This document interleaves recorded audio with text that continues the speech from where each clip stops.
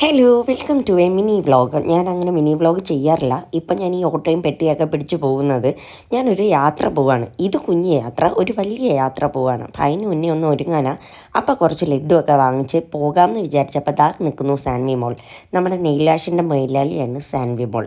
അങ്ങോട്ടേക്ക് തന്നെയായിരുന്നു ഞാൻ പോകുന്നത്. അങ്ങനെ ഞങ്ങൾ കുറച്ച് സാധനങ്ങളൊക്കെ വാങ്ങിച്ച് നെയിലാഷിലെത്തി.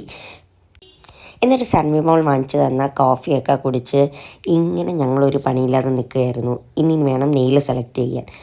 അങ്ങനെ ഞാൻ ലഡ്ഡു കൊടുത്തു. അതൊക്കെ കഴിച്ചുകൊണ്ട് നമ്മൾ നെയിൽ ഏത് വേണം എന്നുള്ള തീരുമാനത്തിലേക്ക് എത്തി.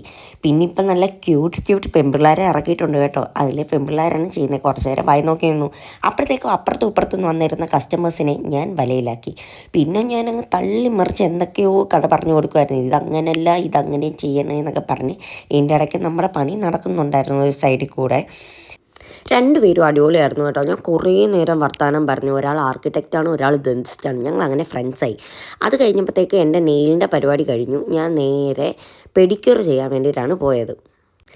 പെഡിക്യൂർ ചെയ്യാൻ പോയപ്പോൾ ഇതാ നല്ല സെറ്റപ്പായിട്ട് സാൻവി മോൾ എല്ലാം സെറ്റ് ചെയ്ത് വന്നിട്ടുണ്ട്. ബട്ട് ഇവർ രണ്ടുപേരും എന്നെ വിടാതെ പിന്തുടരുന്നുണ്ട്.